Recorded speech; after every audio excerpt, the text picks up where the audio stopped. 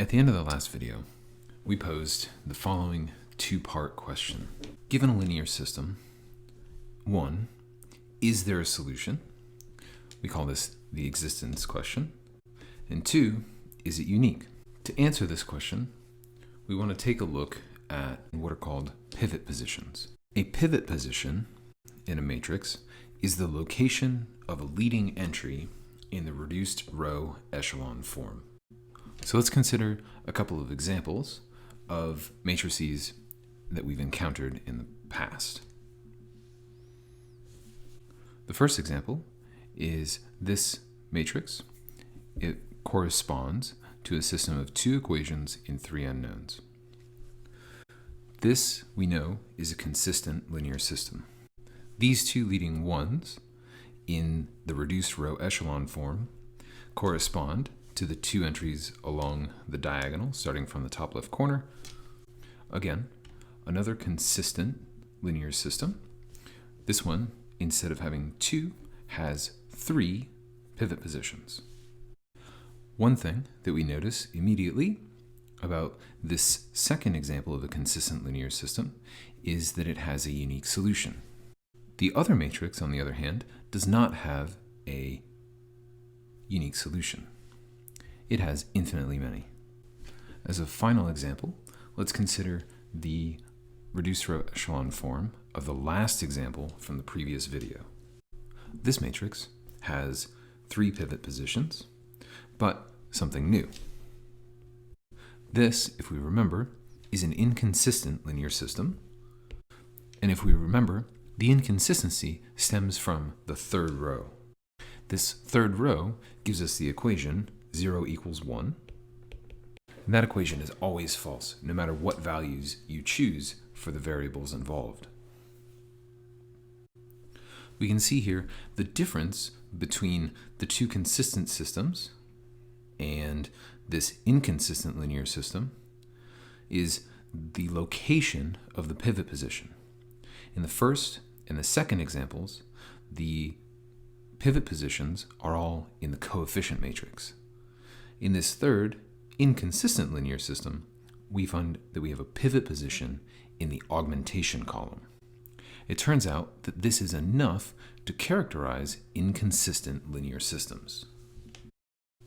So an m by n linear system is inconsistent if and only if there is a pivot in the augmentation column.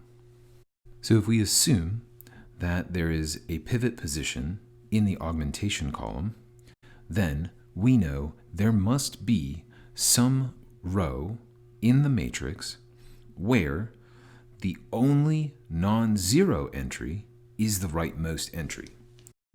This row of our reduced row echelon form gives us the equation 0x1 plus 0x2 plus etc. plus 0xn equals 1. But each one of these is 0, so we get the nonsense equation 0 is equal to 1.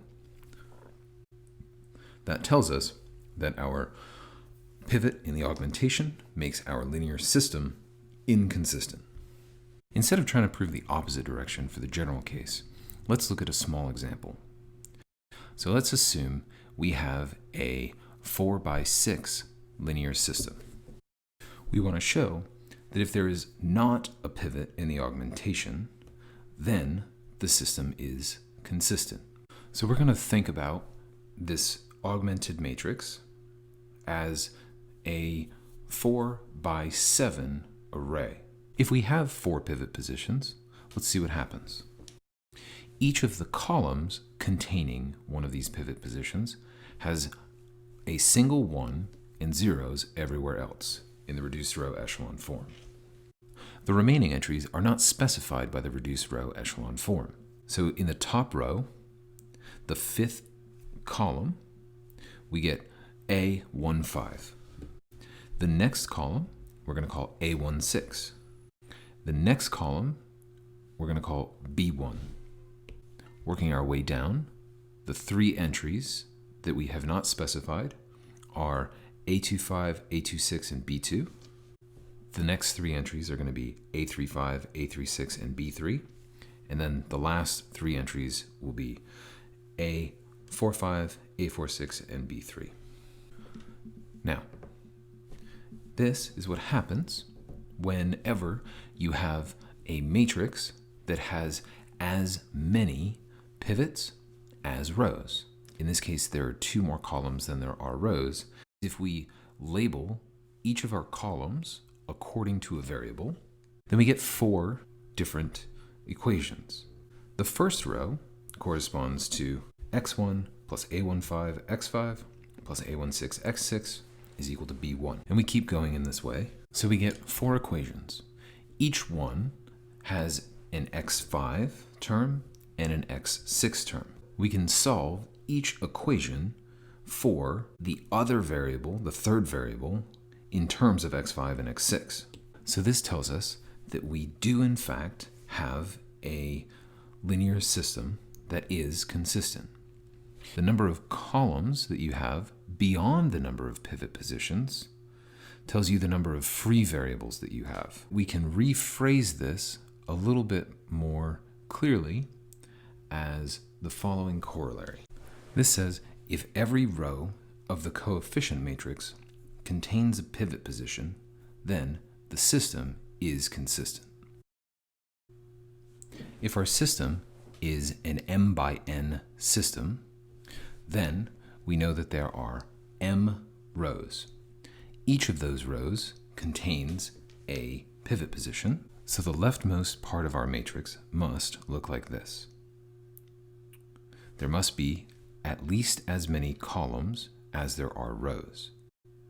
If there are more rows, then, just as in the previous example, we get extra positions. Finally, we have the augmentation. Just like in the smaller 4 by 6 example, we can express each one of the variables, if we label them x1 to xn, as. So this tells us that each one of our variables can be written in terms of the variables corresponding to a column without a pivot position. Having done this, we've established a new convention. And now that we understand our consistent linear systems and the free variables in terms of pivot positions, this tells us, so if the linear system is consistent and every column contains a pivot position, then the solution is unique. That is to say, the only time the solution is not unique is when there are free variables. And in that case, there are always infinitely many solutions. So let's conclude with a couple of concrete examples.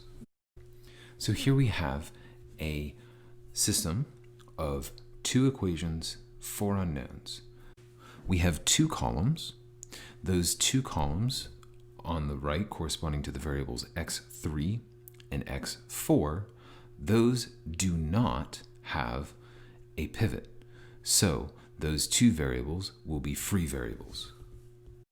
We can express the basic variables by taking 4 minus 2x3 minus 3x4 for x1, and 7 minus 5x3 minus 6x4 for x2. This gives us our parametric description of the solution set, which we could also write as a set.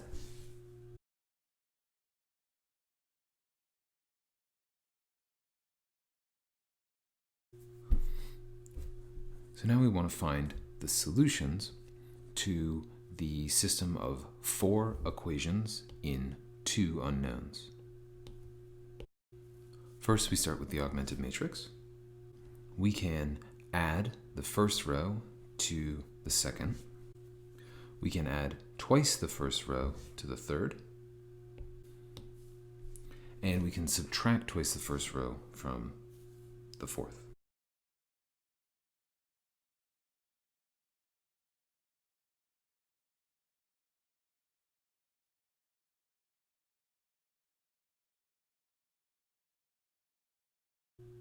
Next, we can scale the second row by a half.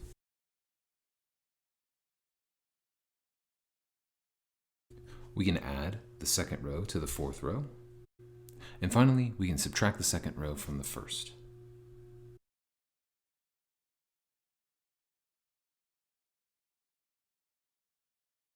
We have two columns with a pivot position, and we have two zero rows. This tells us that our system is consistent, and this solution is unique because there is a pivot in each of the columns. So we conclude with a quick summary of what we have learned. First, a linear system has a solution if and only if the augmentation matrix does not contain a pivot position in the augmentation column. If the augmentation matrix does not contain a pivot position in the augmentation column, then there is a unique solution when every column has a pivot position. A consistent linear system, which is one where the augmentation column does not contain a pivot, has infinitely many solutions when there is a column without a pivot position. In this case, the variables that correspond to these columns are the free variables. And the variables that correspond to the columns with a pivot position are the basic variables.